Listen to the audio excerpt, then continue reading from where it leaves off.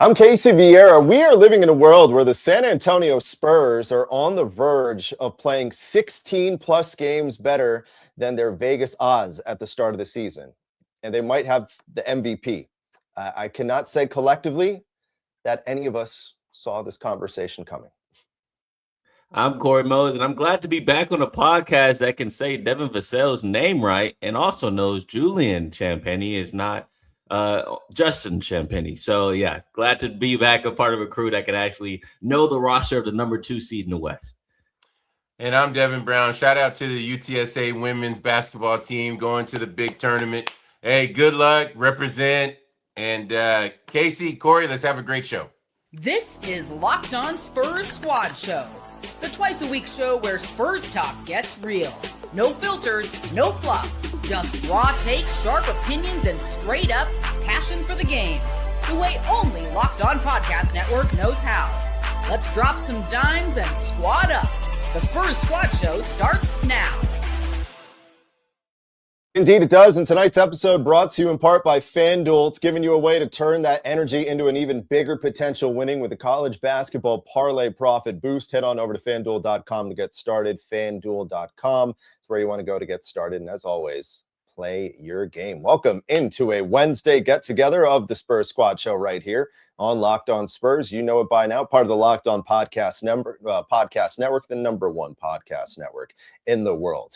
Heard him before, NBA champion Devin Brown, KVUE Austin sports reporter Cory Mose hanging out with us again. Appreciate you checking through like we always do. We got a lot of big stuff to talk about because you might have heard the Spurs pretty good. We know that by now, cracking the 50-win plateau. Going to examine an aspect we haven't really talked a whole lot about. It's the fact the wings, so to speak, are spreading their wings, if you will, why that's been the case, the schedule heating up, facing so many familiar faces and so many playoff opponents with so little time left to go in the regular season. We'll examine whether that's a good thing or a bad thing, if anything at all. But we start tonight with the very realistic scenario that the San Antonio Spurs and Victor Wembanyama are going to win 60 games, 6-0. This was a team that was projected to win 44.5 by the folks out there in the desert. But now the conversation has completely turned as we enter the final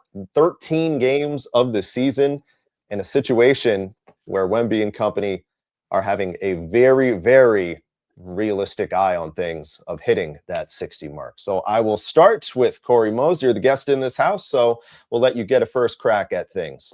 60 wins, twofold. I guess I'll hit you with. One, do they do it? Two, what does it mean for the franchise?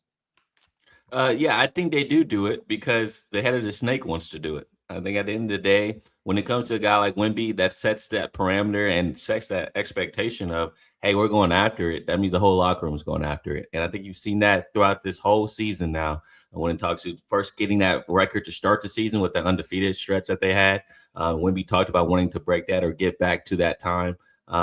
You talk about the All-Star game, setting that precedent about wanting to try hard during that game, and it trickled down to the other players. And now when it comes to this goal of winning 60 games, it's going to trickle down again. And so, yeah, I think they do accomplish it. I think the schedule does favor them to do so as well.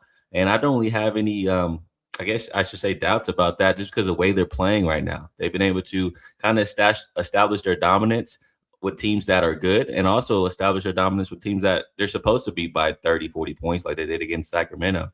So, yeah, I don't think there's any holdback from my end that I see. And I have full confidence that they can get this thing done with 60 wins. The rest of said schedule looking like this: home for Phoenix this week, as well as Indiana Thursday and Saturday. Then they hit the road for 3 next week: Miami, Memphis, and Milwaukee, all on the road.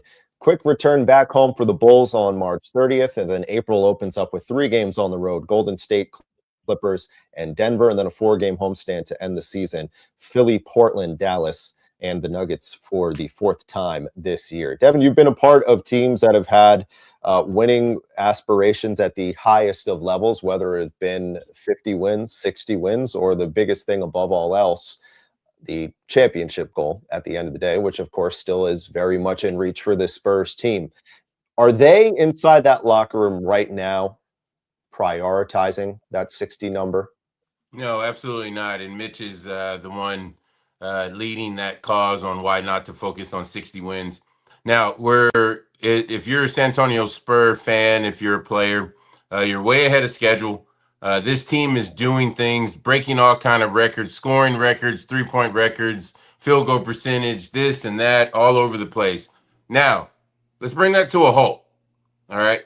Because everybody's saying let's win the championship this year. That's not the goal for the front office, all right? Everything right now is ahead of schedule, okay? So right now, what we need to focus on is making sure Wemby can play about 70 to 75 games, all right? He's sitting at 3 right now if he wants to get any of that big money, right? So we got to make sure that he finishes out the season correct, has a strong playoff, all right? Now, when you say sitting in the locker room, all you're doing is going day by day. You're getting ready for Phoenix, okay? You're not worried about 60 wins. You're not worried about 50 wins. The biggest thing right now is making sure that all 15 players are on the same page when we start the playoffs. When we start the playoffs, we want to make sure everybody knows our rotations. You know our pet plays. You know the plays that we've been working on that we haven't done yet, and we move on from there, Casey. Yeah, I think priority number one is the health. That kind of goes without saying, right? Especially when the seeding, for the most part, feels like it's pretty much decided that they're going to be the 2, because with the way Oklahoma City's playing, doesn't even matter how great the Spurs have been playing too. It's just very difficult to make up that ground with that's in front of you. They're way ahead on that 3 spot. So I don't think they're going to get as much as it'd be great for them to hit that. I don't know how much of a target that is. Obviously a great accolade to speak to. But I think collectively, when I look at the aspect of it, of what that kind of means to them in that locker room, if there is a little bit of a level to incentivize it, I feel like this is, championship is a precedent, the ultimate precedent, the ultimate standard. But for a young group like this, and they are admittedly, mature, probably further ahead than their years. I think this is something, that 60 win thing, they're going to hang their hat on. And it's tough as a group of young dudes to see that number and know that you're going to probably have the second best record in the NBA and be a 60 plus win team on top of it. It's definitely something that's appetizing for sure, Corey. But, like I said before, it's a pretty mature group of young fellas, of guys who've been doing this not very long, but we'll see. So I tend to lean a little bit more your direction, that it's there, we'll make a run for it. But then you look at the schedule that's with it too. I think they're going to be in a spot where everything will probably be decided by that homestand. And if that's the case, they probably have like 57, 58 wins. I think I just closed out of it. And so then you're just kind of like, well, what does it even matter? You're hoping Bismack Biyombo, I guess, at that point can lead the charge. And I know Devin's, Casey. I know Devin's all about. I know you're all about the extended Bismack minutes. So we'll see. He's good. Well, because I need him on the floor, because they update the stuff on NBA 2K, and right now he's at like a 52. I need. You talked about the number 2 seed may be decided by that point, but I'm not sure. I'm looking at the Thunder's remaining schedule, and it's not easy. They got the Knicks, they got the Celtics, they got 2 games against the Lakers, they got a game against the Nuggets. Like, compared to the Spurs schedule, it is tremendously more difficult. And so who knows? You're looking at 3.5 games back right now from OKC, but it's technically just 2.5 games because of the tiebreaker. Yeah.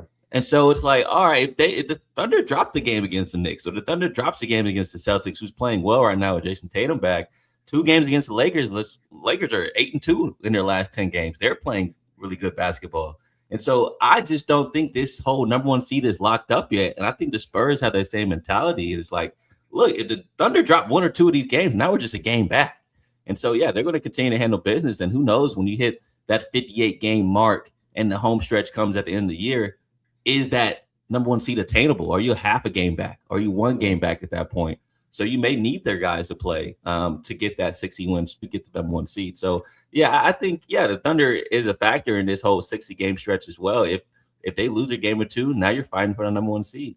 Yeah, that might be a better way to phrase it or kind of analyze this, Corey, and I think you did a good job of that there, is if the Spurs get into that final 4 games of the season, that final homestand, and they're within puncher's chance, like they're 2 back of that number 1 seed. And I'll direct this to Devin again to get a glimpse inside that locker room. At that point, 2 games back with 4 to go, what is the viewpoint in that Spurs locker room? How much are they incentivizing winning over health in that aspect to get that number 1? No, because it's what's more important to you, being the number 1 seed in the regular season or going after the big trophy. Going after the big trophy is way more important than being the number 1 seed in the locker room. Mm-hmm. In a Spurs locker room, in our locker room, we can be any seed. We can go win whatever, right? But you're talking about a veteran team at that point where we were, okay? You're talking about this young team, and the reason why we've had these discussions is because I don't like them on the road in a Game 7 at KC, at Denver, things like that. That I agree with you guys on. But when you're looking at this thing right now, this team, KC, Corey, came out of nowhere. Nobody saw this team where they are right now in the season. So what happens in San Antonio is they automatically go championship. Well, no, whoa. There's steps to it. All right. We had to go through our lumps, all right, to get there. Well, I don't want everybody to put everything, all eggs in the basket on this team this season. Because remember, there still are some teams out there that are really good and they're getting healthy. No matter what the regular season does, your superstars will come out later on. So all I'm trying to say, Casey and Corey, is they're doing well right now, but 2 games, I mean, you're 2 back with 4 games. No, get ready for the first round. All right, whoever that may be. So you don't think they're really thinking about it at all? No, I don't think that. I think they like where they are. Mm-hmm. You're the number 2 seed. You're really not scared of OKC. You've had success there. Mm-hmm. And really, that's what you're worried about because you're above everybody else. They got to come to San Antonio. OKC, what? Let's see if whenever Jalen comes back, he's healthy. All right, because right now, the Williams kid, he's shooting it like Larry Bird if Larry Bird had braids. But I don't know if he can do that in the playoffs. So San Antonio's banking on some things with OKC. Are they going to be fully healthy? Is Shea going to get all those calls? There's a lot that goes behind it. Go ahead, Corey. Yeah, I'm about to say that's a great point. I would say that with Devin. That's a great point in the sense that they're not really, I don't know if they're worried about the Thunder, but they should be, but they've had success against the Thunder. So that's something that's in the back of their mind. And everyone else, like you said, in the playoff, well, you got to come to San Antonio. And so maybe they're not worried about that number 1 seed. I do think it does something, though, for a young team when you can say definitively, like, we're the best team in the West. And the record proves, like, I think that's something mentally is really important, more so for the Spurs compared to the Thunder, who's already won a title. I think if the Thunder gets the number 2 seed, they are chilling.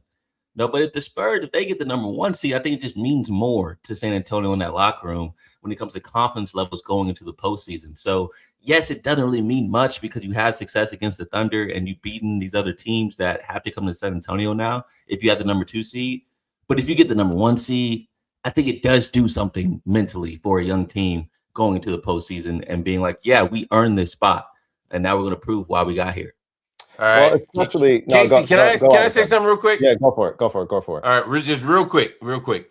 So let's say they do get to 60, even 61. Great. Mm-hmm. And they lose first round or second round. They come back next year. They have a little bit more seasoning, right? Same roster, a little bit more seasoning. They win 52 games and get to the finals. Are we looking at it different? I don't think so. 'Cause to me, what goes in my mind is the Warriors. Like, the Warriors break the record for most wins in the regular season, and then you don't win the chip. And everyone's like, dang, well, that was a disappointing season. But then the next year they come back and win the championship with less wins in the regular season. So you can use that as a learning tool, as a stepping stone. And like you said, the front office isn't looking at this year as a must win.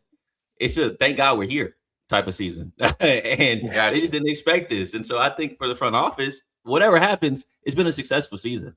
Absolutely. Oh, no doubt about that. No doubt. And that's the way I think front office is looking at it. Like, yeah, you can win 60 games, losing the first round, but look at the huge step that we took. And next season, let's go.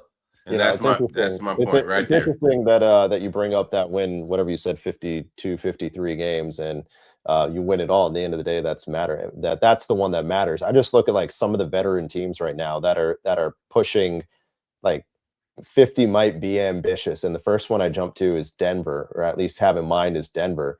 Denver is 42-27, so they're going to be like right on the fringe of trying to get 50. But I think all three of us would agree that Denver probably, after Oklahoma City, as good as anyone in the West to win the conference, right?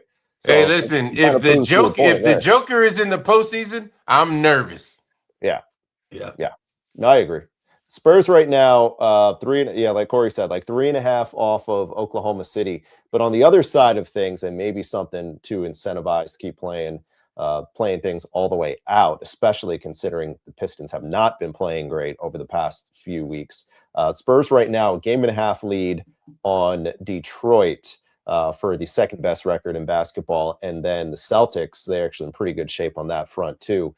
They have a 5-game advantage over the Boston Celtics. So, if you're really thinking big picture on the other side, that's it's looking like probably going to be an NBA Finals. Would have to go through San Antonio, would have to go through whoever the top seed in the Western Conference is right now if the season ends today, which of course it does not. But coming on the other side of the break, we'll talk about why the season has gone the way that it has, and maybe an aspect of it that we have not given enough attention to. It's the wing play and the growth that the likes of Devin Vassell has taken, the steps that Julian Champagnie has taken, Keldon Johnson's increased role in pursuit of a 6th Man of the Year award. What has been the difference? Fellas and I try to make some rhyme or reason coming up on it on the other side of the break right here on the Spurs Squad Show on Locked On Spurs here on a Wednesday night get together right here on the Locked On Podcast Network. Got a couple messages, though, for those that are going to be in the business of hopefully acquiring some new talent this time of year. Indeed, Sponsored Jobs helps you reach people who actually fit what you're looking for because, simply put, sometimes it comes down to exactly that, right? You get however many people just stumbling across that post, and how many of them are the ones you actually like? Not a lot, because they're missing experience, they're missing skills, they're missing that's not the location that you want. Indeed, Sponsored Jobs going to help bring some rhyme or reason for you. Here's a stat. In the minute or so that we've been talking, companies like your own have made 27 hires on Indeed, that according to Indeed data worldwide. So if you're hiring, spend less time searching, more time interviewing candidates who check all the boxes. Indeed Sponsored Jobs. How are you going to do it? Well, you're going to get a $75 sponsored job credit if you check on over with them and use the code or check in and mention the code podcast, or indeed.com/podcast is the direction you're heading if you want to get that sponsored job up to an elevated status with a $75 credit over there with Indeed Sponsored Jobs. I know for the crowd that is hiring, it's deflating energy, so to speak. But that's why 5 Hour Energy's got you covered. And this time of year, they want to know from the masses, they want to know from you at home, what's your different flavor? And if you haven't tried it yet, they want that answer too, because they have a little bit of something for everybody. The confetti crazes, the fruity rainbows of the world, the cotton candies of the world. If you're boring like me, they have the cherries, they have the pomegranates. They got a little something for everybody. As always, sugar-free. Head on over to 5hourenergy.com to let them know your favorite flavor if you have one already, or if you want to get in on the fun. 5hourenergy.com, or of course on Amazon as well.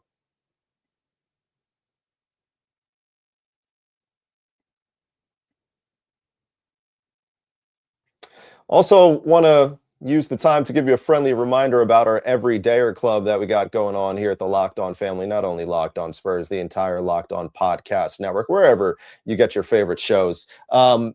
You know that part by now. You get the ad-free audio feeds, the Discords, really good stuff there. But right now, the Everydayer Club, using the code MARCH, it's going to get you, 1, your first month free if you haven't signed up already. 2, if you sign up before the NCAA tournament tips off tomorrow, so you have a few more hours to do that, you can compete against anyone in the Locked On family in the men's and women's bracket pools on Discord. The winner in each is going to get $100 in Locked On merch. Head on over to lockedonpodcast.com/everydayer for more information to continue the fun or get in on the party. That's the direction you're going to want to go there. All right.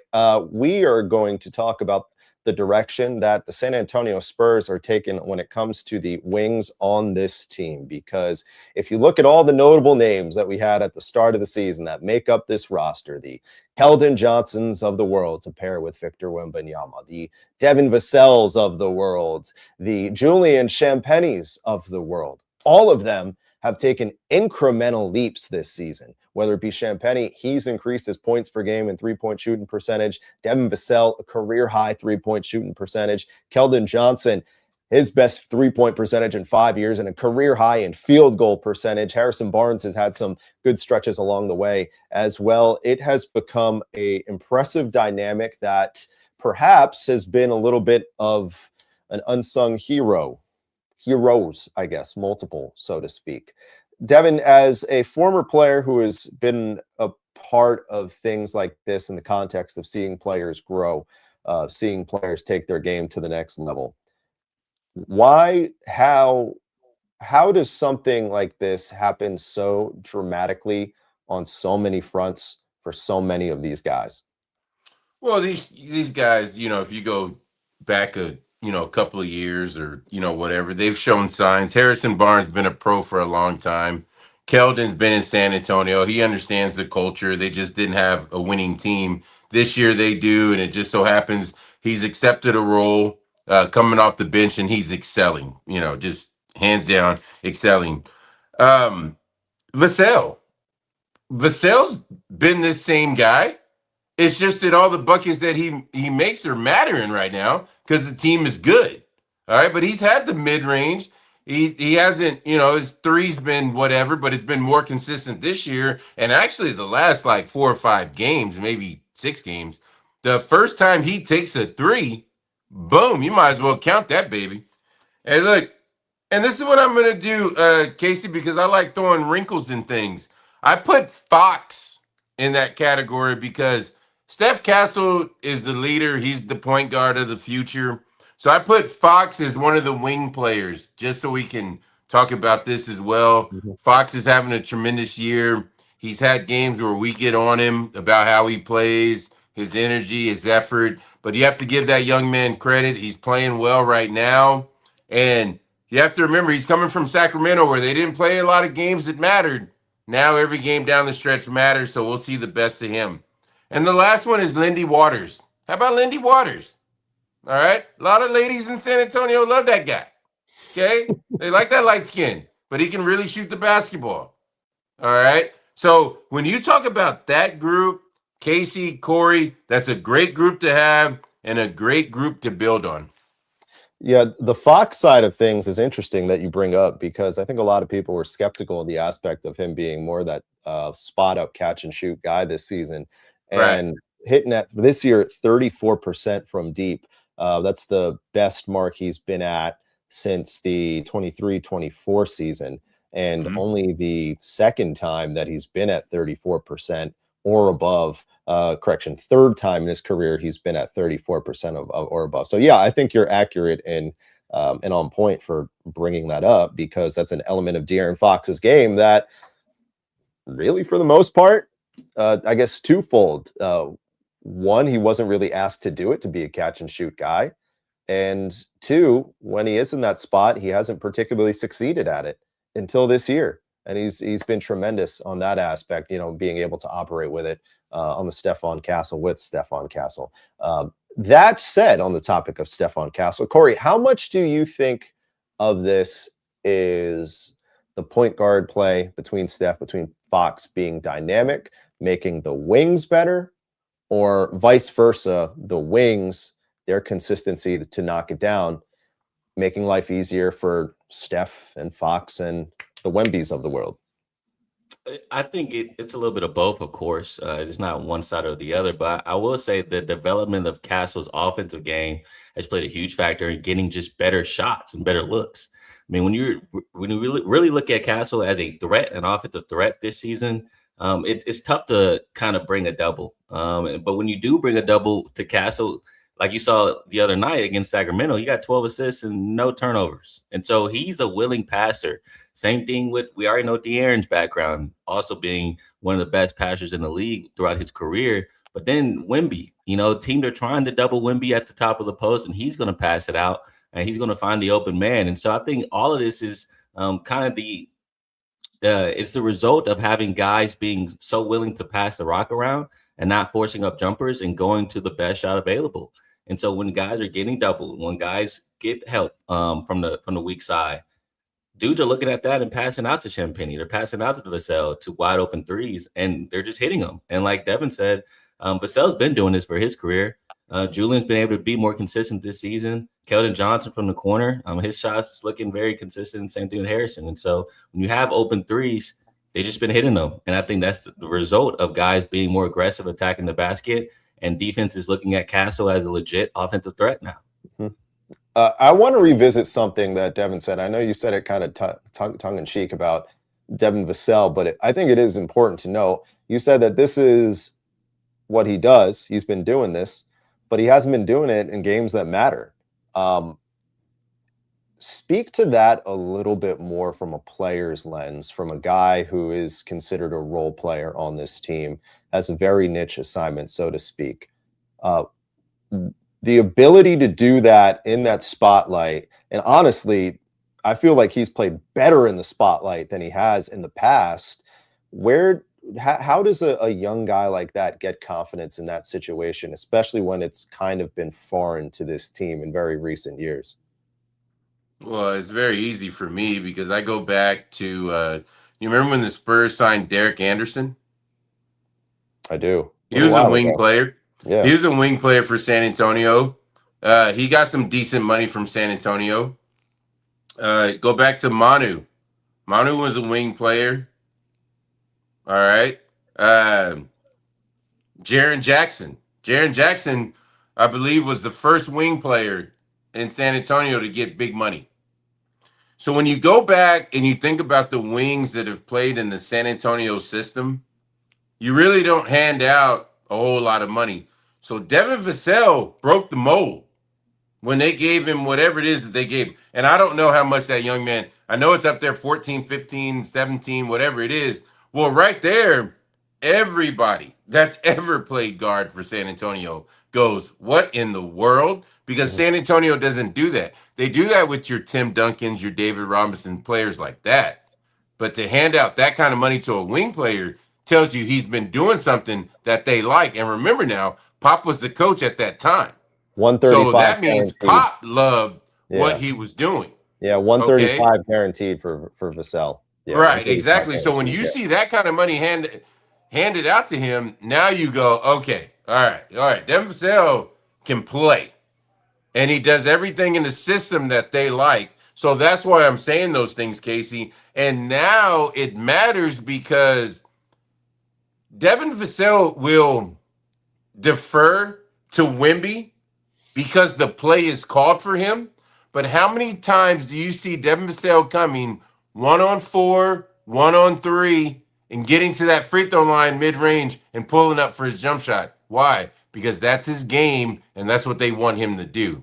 So that young man is very important to San Antonio because he doesn't need Wemby to give him confidence. He already has it. I got a question, though. With this season going the way it is, players aren't dumb. They understand that there's a timeline and there's things to come up and front offices are looking at everything. And so when you have success like you have this year, and now you're kind of pressing a little bit when it comes to the future, how much is the conversation in, the player and the agent's minds is, I got to play well now because I got to be able to show that I can play with Wemby, I can play with Castle. Is that something that is in the back of their minds as well, knowing that big decisions are being made pretty soon? Like Vassell already got his bread, But like for the guys like Shenpenny, for the guys like Keldon, you know, like you got to be able to play, and you got this rookie in Carter Bryant that's coming up behind you in the same spot. And so is that also playing a factor in terms of like, I got to play well because this timeline is sped up a little bit and decisions have to be made soon?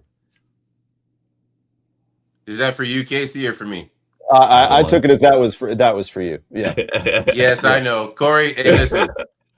Corey, I'm not on 60 Minutes. All right. I'm not trying to dodge your questions. Okay. But I'm going to give you a scenario. Okay. Because if you want Devin or you want DB? Because I'll give you DB's answer.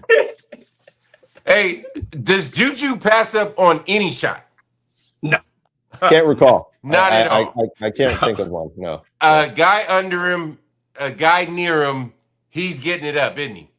Why? He's one of, to Corey's point, he's one of the lowest paid wings on this team. Mm-hmm. Everybody else has got their money. He's looking for his, and his deal's coming up. The scary thing about this situation, Corey, is that Vassal is 20-something. Yeah. So there's going to be another contract coming up. Keldon, it's not that old. There's going to be another contract coming up. So to speak to your point, absolutely. Absolutely. And you have a guy in Mitch that's giving pretty much everybody the green light. Like, my whole thing is, Corey, when I played, everything ran through 21. What 21 did with the basketball dictated what everybody else did. This team is different. This team can come down, somebody's one on whatever, they put it up, they jog the other end, no big deal. I would have loved to play in a system like this, but I would love to have the structure like I did with Pop. Like, it's just a funny thing. So to speak to your point, absolutely. These guys know exactly where everybody is, contract-wise, money-wise. So a guy like Juju, you got to give him credit because he's starting on the second best team in the West, and he makes the least money, almost the least money on the team, besides when you get down there to all the, Bisquick and all them guys.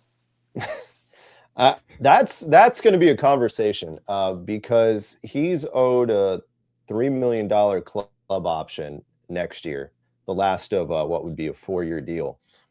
Obviously, the Spurs are going to pick that up. Yeah. But, that goes without saying that he'll be back next year. But do they offer him a relatively, I don't want to say team-friendly extension because I don't think Julian Champagne's in a spot where he should be doing any team-friendly deals. Like Casey, not until we have to. Not until we have to. Hey, pick up the contract. Have a big press conference and leave it at that for about 8 months. Corey, yes or no? I mean, it's business. It's business. Exactly. Exactly. Exactly. But the thing is, in today's NBA, he's playing himself into a $20 million a year player right now. Oh, okay. We'll give you 3. We'll give you 3. Right. He's not gonna, like, if they don't work something out in that, in that 15 to 18 a year ballpark this summer, and he continues at the trajectory that he's at. For his sake, he'll be the odd man out of the equation. I think they accept that too, because you're prioritizing Castle's extension, you're prioritizing Fox's extension, obviously. You'll have to extend Harper at some point, so you're going to need all that money on that end that you'd be paying Champagnie. He's probably the odd man out in terms of getting. I'm going to go. I have a lot to say about this. Not a lot, but go ahead, Corey. Yeah. I'm just like, I don't see a world. Where it does work out very well for Juju. Like when it comes to money wise, because with the front office, it's a team option. So that is not players. So you gotta accept the offer. So I'm talking 27, 26, 27. Yeah, he's locked into that 3, and then But I hate that though. I hate that he's earned that 15 this season, and so next season you would think he'll get paid that, but under contract there's no reason for the Spurs to go to negotiation tables with you this summer because there's no need to. There's no need to. And so now you're asking Juju to have to play another great season next year for a shot of an extension because he doesn't even know that he's going to get an offer from San Antonio because of the reasons you just claimed, Casey. And so it's like, well, am I playing to get an offer from another team now? Which then, what's the focus? You know, are you focused on this season? Or are you focused on that next check? Which I can't blame a guy like Juju who hasn't got a big contract yet. But now you're in a spot in your life, in your career, where you kind of deserve one. But you also want to get a chip. And so that's kind of the hard part of being a player. And you're playing so well at this point in your career where you're kind of locked down. And so you want to be able to have an opportunity to make some more bread. You want to have an opportunity to go get that big paycheck that you haven't got one yet. But you also love this opportunity in San Antonio where you can get a championship every single year. But why should I have to take a discount? Well, I never had to have this opportunity for a big check yet. I got to go get mine. And I just think that's a harsh world of sports right now. But in the NBA, you know, it's different from NFL or NHL or any other major sports because players have a bigger voice. So I'm interested to see how this plays out because the players do have a little bit more control in this league compared to others. I have two leverage pieces. Go ahead. I have two leverage pieces. I lead your franchise with 11 threes. I'm the best. And the second one is I'm the best shooter on your team when it comes to consistency, the eye test. I'm not talking about percentages. When Juju shoots the ball, you're like, okay. All right. So I have two leverage pieces. And you're talking, when is that, Casey? You're talking 28, 29? 27, 28. 27, 28. Yeah, no, I know. You know, it's being me. Yeah, you know, it's way down there anyway. Because listen, that $3 million, hey, Casey, like I said, we're going to give you $3 million. Hey, here's another thing. Doesn't he lead the league in 4-point opportunities, meaning getting fouled on a three? Yeah. Hey, man, that's all valuable. But right now, you can't come to the table with that. I just wanted to get that in there, Casey. Someone in the comments made mention that he could be a candidate with that expansion draft potentially looming on the horizon too. So that theoretically, you know, maybe that goes in. I thought it was notable enough to mention at least. Whoa, he's not one of the top 8 players? Well, no, it won't. He'll be a free agent at that point. Oh, he'll be a free. Okay. In that sense, yes. Yes. For 27, 28. I mean, he'll be a free agent at that point. Hey, hold on. Hey, Corey. At that point, he'll get the bag. Hey, Corey, you're telling me I got to go to Vegas and shoot the lights out? Oh, okay, San Antonio. All right. Okay. That's what I'm saying, bro. That's bro. Juju, and you know, you would hope that next year is the year where you get the chip. If you're Juju, I think that's the whole sentiment. Like, okay, next year or this year, you know, you get the chip, check, got that. Now let's go get this bag from an expansion team. Like, you know, I think that would be the ideal situation. Yeah, 85. Sure. Yeah, 85 mil in Vegas. That's have fun trying to figure that one out, RC. Yeah, exactly. All right. We're gonna have some fun on the other side trying to figure out what to make of the fact that the Spurs have played a lot of familiar faces that could be their first round opponent, and for better or worse, it's been a little bit of a mixed bag. So on the other side, we'll examine the importance of that in terms of being so close to the playoff, what that may or may not mean for these guys right here on the Spurs Squad Show on Locked On Spurs. But before we do that, we have another conversation about one of our pals who help in driving our program, or in case going to get you out to the game for that homestand starting this week, starting tomorrow, Thursday against Phoenix with our pals at Gametime, because as we know, it's great going to the games. It's not easy getting tickets to the games though sometimes, but that is why you're going to listen to me here. The Gametime app, it's the free go-to app for scoring tickets fast without hassle. It puts the advantage right back where it belongs with the fans. They send you real-time alerts when you have an eye on maybe that one ticket, not in your price range. If it becomes feasible, they let you know. Got good stuff like that. They let you know the price tag up front and on your way out the door, or I should say before your way out the door when they throw an extra $50 out there. all good stuff like that. So take the guesswork out of buying tickets. Not only NBA tickets, all tickets with Gametime. Download the app, create an account, use code LOCKEDON for $20 off your first purchase. LOCKEDON for $20 off. Download the Gametime app today. And remember, it's gametime.co as opposed to gametime.com.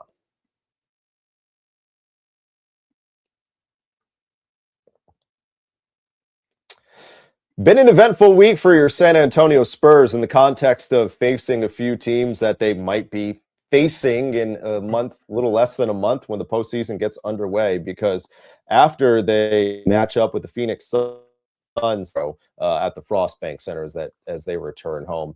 For all intents and purposes, the way things shake out right now in the standings, and of course, very fluid. Over the past week, they will have faced the three realistic teams that they would have faced potentially in the first round in the Nuggets, the Clippers, and the Suns. Nuggets didn't go particularly great, as we know, blowing a 20-plus point lead. Phoenix, it's been a little bit of a mixed bag this season. We'll find out more tomorrow. The Clippers probably put too much fear in the life of you the other day without Kawhi, but a win's a win. Devin, as a player this close to the playoffs, are you viewing games like that, opponents like that, a little bit differently, knowing that this could be your matchup in a couple weeks in the first round?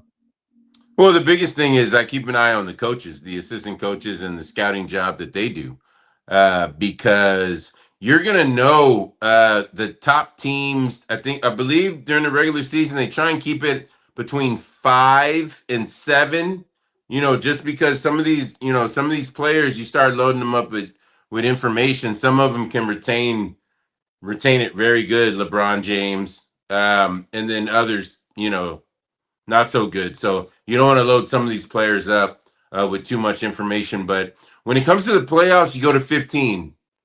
Give me their top 15 inbounds plays, what they may do on the press break, what they like to run inside 6 minutes, what they like to run inside 2 minutes in a quarter, second quarter, third quarter, fourth quarter. So there's a lot of variation. So when you're dealing with familiar teams, they may throw something at you that you hadn't seen yet. So that's all you're really looking for in these situations. Other than that, hey, I know Devin Booker likes to get to the free throw line.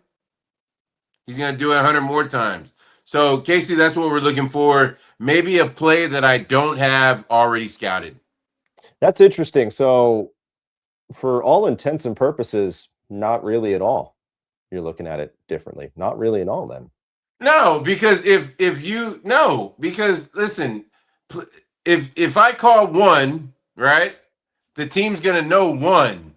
All right. And then I'm going to know if I play you a couple of days later and you call 1 and you made an adjustment to it, I'm going to be like, oh, they changed it. I'm going to know all that stuff. So these guys are so advanced in their scouting that you're not going to fool them unless you just pull a whole nother playbook out. I feel like the way you're phrasing that, like Mitch Johnson's talking to these guys about it, and he's just like, if you haven't figured this stuff out, what they're doing, what they do, I don't know what to tell you. Yeah, this is our 4th time playing them. You better know something. Right? It's like, Mitch Johnson's like, this is game 75, dude. This is the 4th time. Yeah. If you don't get it by now, I throw my hands up. That's on you at that point, buddy. All right, let's talk about that Denver game, Corey, because I asked you what you wanted to talk about. I texted you yesterday, and you said that Denver game scared you, but I believe more so it was the Clippers game that kind of raised your eyebrows. Playing without Kawhi, the Clippers were nearly blowing that 24-point lead. What aspect of it had you so alarmed going into this week? Yeah, well, I thought it was a chance to kind of make a statement.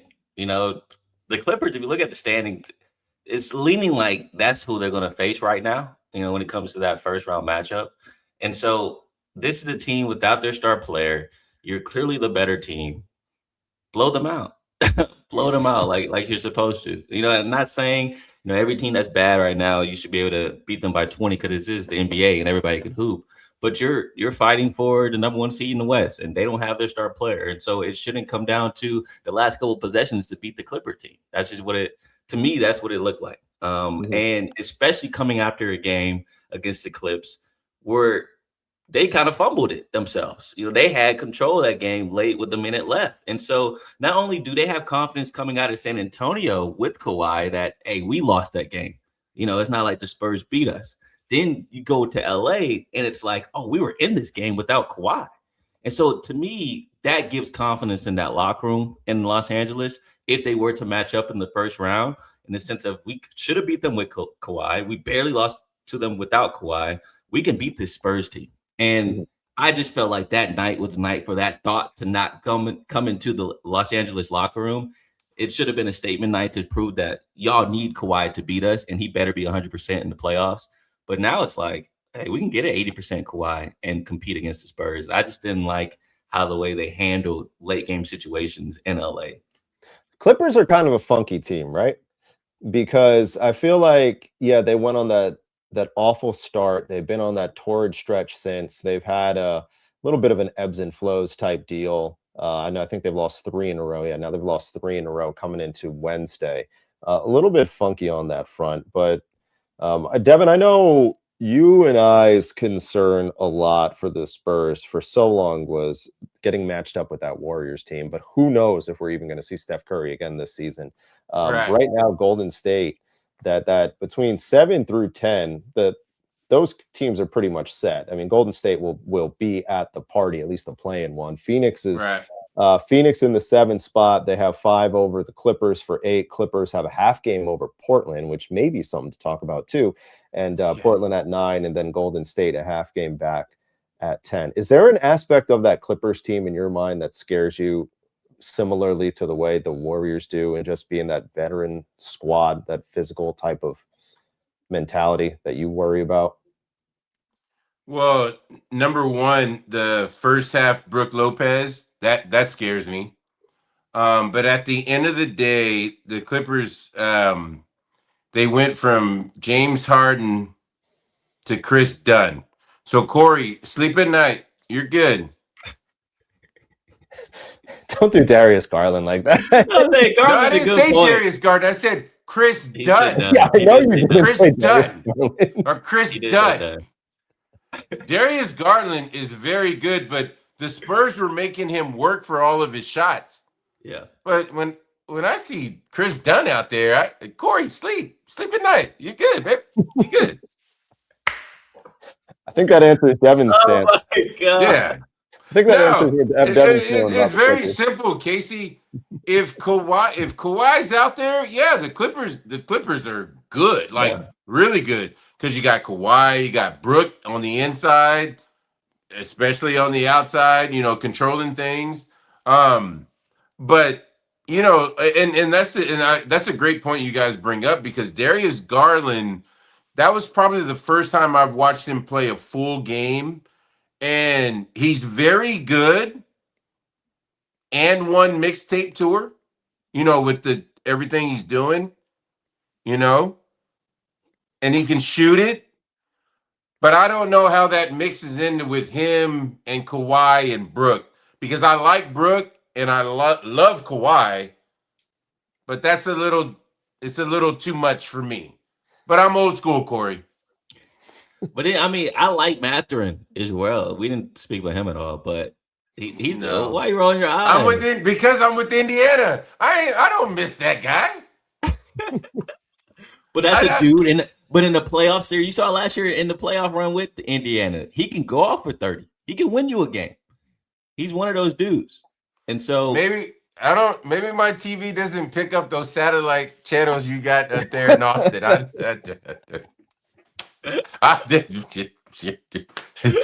Hey, Corey, I don't see it. I don't see it. That's fair. Let it be known, Devin Brown is not afraid of the LA Clippers. Just no. Hey, we'll document Corey that. And Casey, but and we don't want this. That the Warriors, you don't want Draymond Green anywhere near Wemby for 7 games. No. Well, I'll tell you what, ulterior motive about getting that 1 seed. because it's looking like the only way that the Warriors are getting into the playoffs right now is if they get the 8th seed, because of the way things hold right now, and they're obviously not going well. Warriors have dropped 8 of 10 without Steph.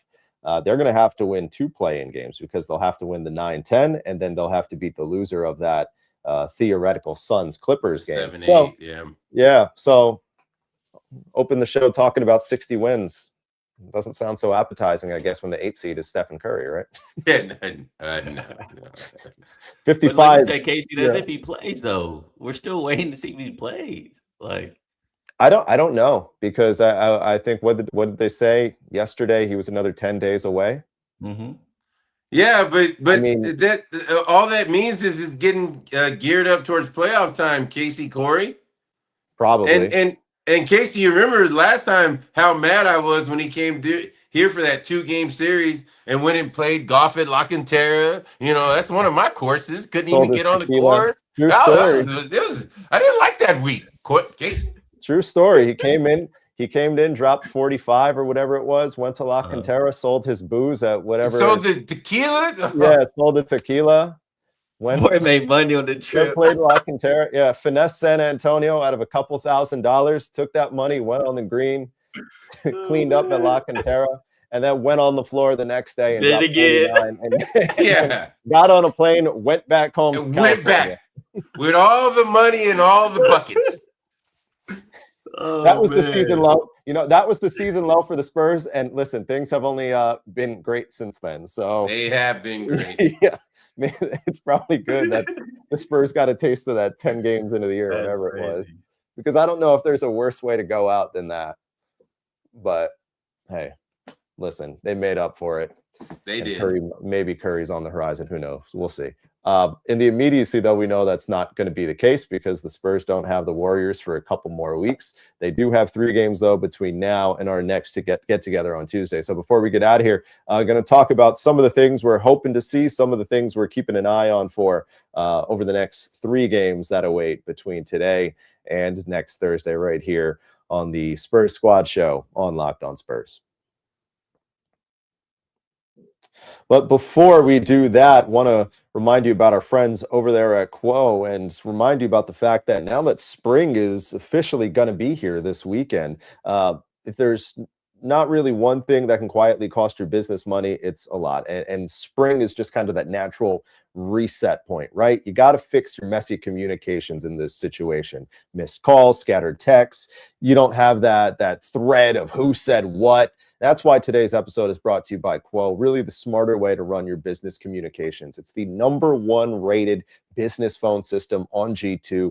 3,000 reviews can vouch for it. 90,000 businesses can vouch for it. It lets your entire team share one business number, so you never miss a call, never miss a text, never miss an opportunity. So make this season the opportunity where no customer slips away. Try Quo, Q-U-O. Try for free and get 20% off your first 6 months at quo.com/lockedonnba. QUO.com/lockedonnba with Quo. No missed calls and no missed customers.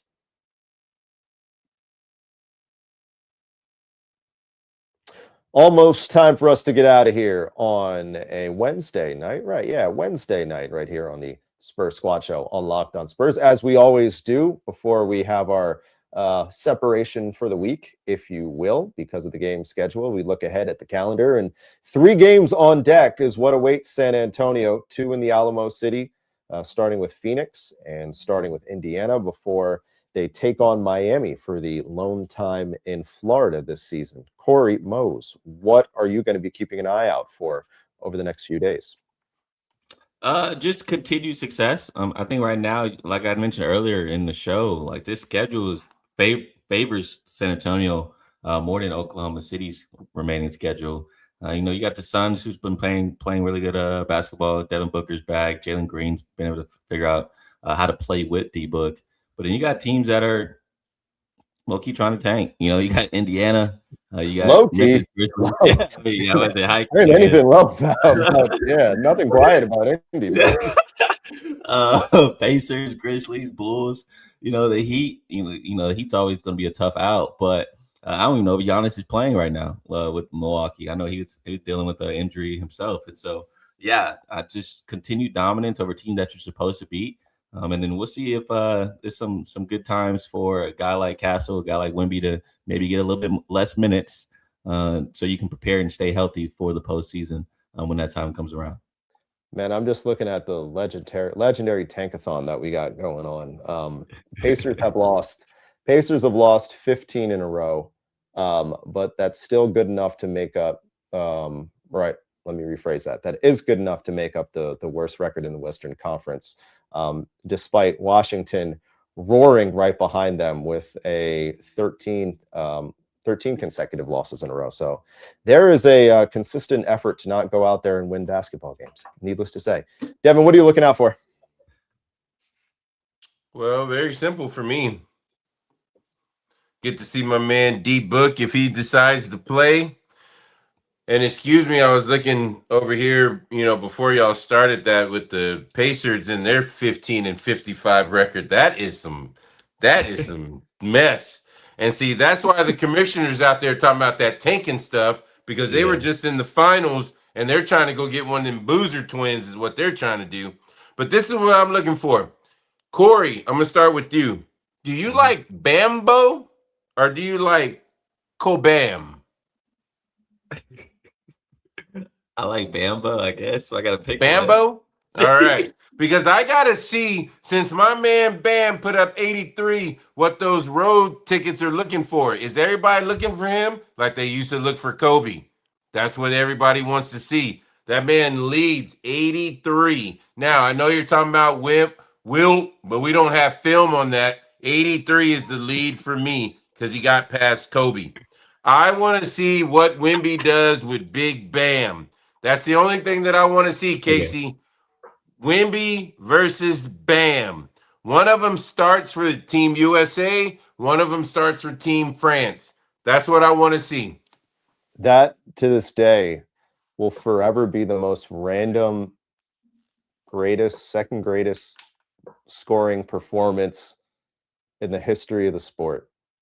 It sounds like it's the greatest because Devin don't. Yeah, I was going to say it's number one, Casey. Ain't no footage on Wilt, bro. I'm glad I'm not the only one that thinks that though. I need cameras. I know they had cameras back then. Like, I need cameras and some more brothers on the court.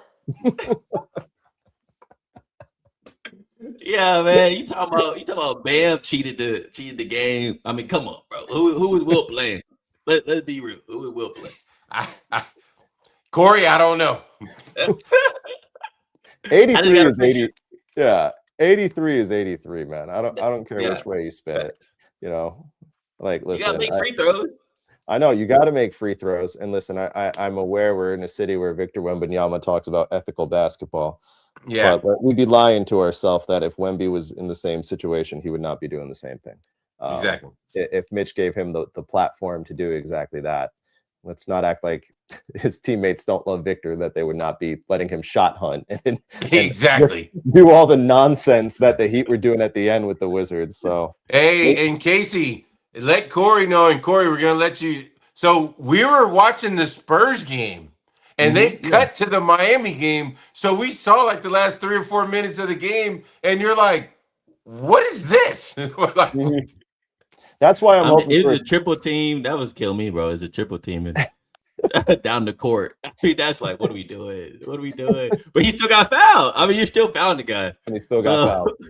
Man, yeah, that was a rough viewing experience because I was out of town, and you know how FanDuel works. If you're not in town, you can't watch it. Right. That's the San Antonio thing. That's everything. So I was watching on that national feed. And I was like, all right, I got it. He hit 83. Come on, let's move. Like the Spurs and Celtics are in a one-score game here, but we got to watch Bam shoot free throws. Like, if I had to do that, I wanted Spo to leave him in to like chase 90, like make my time worthwhile. Like, God. But anyways, I'm looking forward to that too. Should be a lot of fun. All right, that's going to put a bow on things for us on a Wednesday night get together on the Spurs Squad Show. Be sure to come back tomorrow at the conclusion of Spurs Suns right here on Locked On Spurs for the Spurs postcast. Devin will be back. I will be back. And we will have some fun. Hopefully talking about the 20th win in 22 tries for San Antonio to stay on the right side of things in that push for 60. Shout out to you guys. You're the ones who drive this every night, every place, doesn't matter. You're all always there. So you guys keep hanging out with us. We'll keep hanging out with you. Keep bringing, you keep making it fun for us. We'll keep making it fun for you. And I know you're going to do exactly that. Good stuff tonight, gentlemen. Had a good time with you, as always. Appreciate Cory checking in with us, as always, up from ATX. And, Devin, you know how I feel about you right now. So for Mr. NBA champion Devin Brown, our buddy Cory Mose checking in from Austin, I'm Casey Viera. Have a nice night, and we will talk to you guys tomorrow after the game.